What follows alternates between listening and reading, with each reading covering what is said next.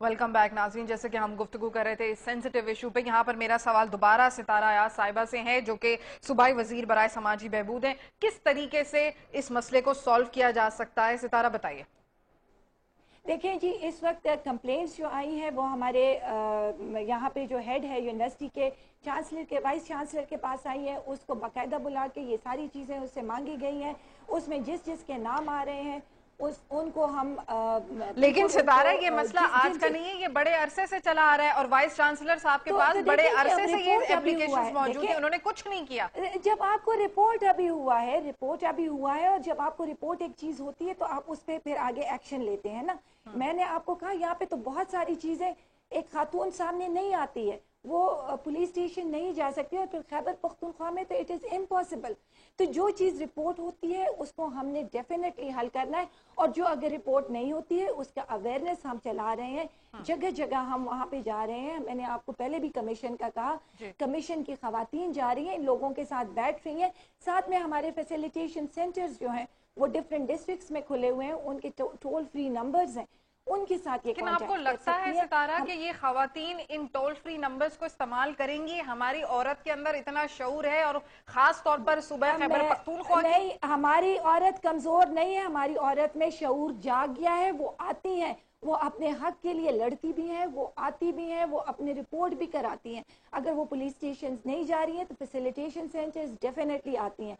जो call centre है, जो यहाँ पे लीगल एडवाइजर्स बैठे हुए हैं, वो बिल्कुल आती हैं जी, और हमारे पास इसका रिकॉर्ड है बाकायदा कि कितनी सितारा। यहाँ पर थोड़ा सा आप पॉज दीजिए। यहाँ पर हमें ज्वाइन किया है जनाब मुफ्ती नईम साहब ने, जो कि जिनका ताल्लुक जामे बिनोरिया से। उनसे सवाल ये करते हैं कि सर, आपने देखा होगा कि ये एक, हम सबको मालूम है कि ये एक इस्लामिक स्टेट है, मुसलमान है, इसको हासिल किया गया है ताकि हम एक ऐसी जगह रह सकें जहाँ इखलाकियात का बोलबाला हो और जहां हर चीज एक सिस्टम के थ्रू चले।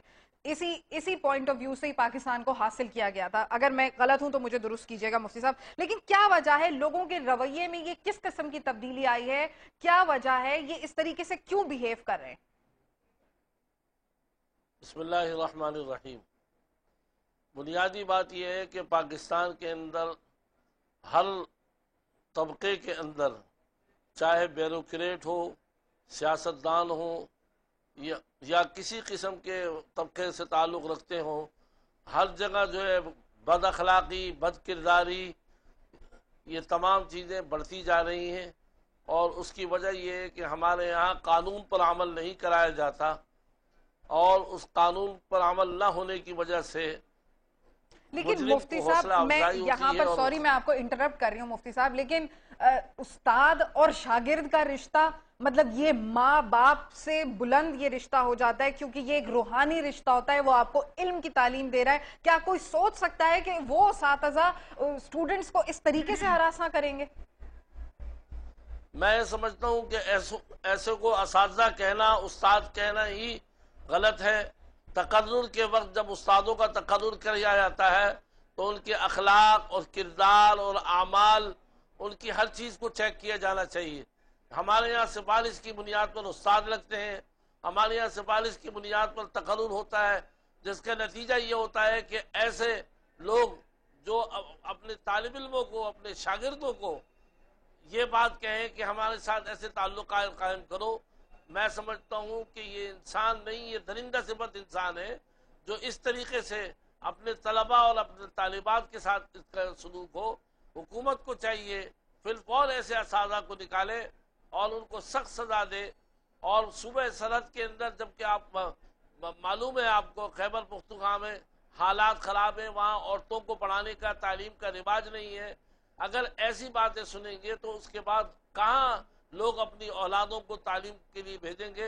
लिहाजा हम इसकी शदीद मजम्मत करते हैं, और वहाँ की हुकूमत को चाहिए कि इसका सख्त नोटिस ले। और मैं इसके साथ ये भी अर्ज करूँ कि हमारे मुल्क के अंदर जो मखलूत तालीम निज़ाम है, इससे भी बड़े नुकसानात हो रहे हैं। सर, तो फिर आप मुफ्ती साहब, आप जैसे कि गुफ्तगू कर रहे हैं, तो आपको क्या लगता है कि कसूर कहाँ पर है? क्या वजूहात हो सकती हैं?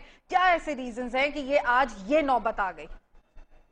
देखिए, कसूर बुनियादी ये है कि जिस वक्त उस्ताद का तकर्रुर किया जाता है तो उस वक्त तमाम चीज़ें देखी जाएं, उसकी अखलाक, किरदार, आमाल।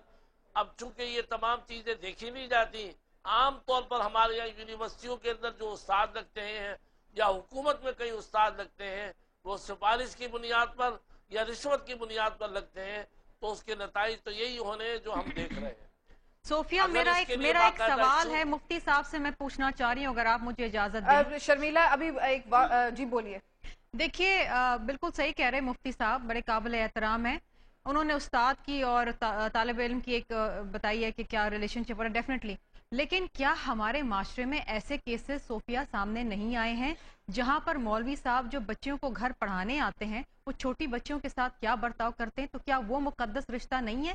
کیا معاشرے میں یہ گندے گنونے بدنما داغ نظر نہیں آتے؟ آپ نے یہ کیسز نہیں دیکھے جہاں باپ بچی اپنی بیٹی کے ساتھ زیادتی کرتا ہے یا بھائی کرتا ہے؟ مفتی اس صاحب کا آپ نے مطلب سنا یہ نہیں کہ شرمیلا کا رشوت لیتے ہیں۔ تو مفتی صاحب یہ بھی بتائیں کہ ان کا کیا، ان مولوی صاحبان کا کیا کریں جو چھوٹی بچوں کے، اور یہ کمپلینز آپ نے بھی سنی ہوں گی صوفیہ، میں نے بھی سنی ہے، اور آپ کی دو معزز مہمانوں میں بھی سنی ہوں گی۔ تو دیکھیے ایشو یہ نہیں ہے کہ کرپشن رشوت لے کے تعیناتی کہیں ہو گئی ہے، میں آپ کو بتاؤں یہ معاشرے میں ایک بدنما داغ ہے، یہ مردوں کی ایک ذہنیت ہے جس کے خلاف ہمیں شرمیلا جنگ مفتی صاحب کو لڑنی ہے۔ جواب دینے لیجیے کیونکہ اس کے بعد مجھے وقفے پہ جانا ہے۔ جی مفتی صاحب۔ جی بات یہ ہے کہ یہ واقعات دوسری جگہ بالکل شاذ و نادر ہیں، یونیورسٹیوں اور کالجوں کے اندر یہ عام واقعات ہیں، ہر ایک کو ایک دوسرے پر قیاس نہیں کرنا چاہیے۔ اگر مولوی صاحب کا واقعہ ہے تو کوئی ایک معمولی سا واقعہ ہوتا ہے، اس کو میڈیا زیادہ بھی اچھالتا ہے۔ مفتی صاحب یہاں وقت ہوا ایک مختصر سے وقفے کا، ناظرین ہمارے ساتھ رہیے، اس ڈسکشن کو آگے بڑھائیں گے۔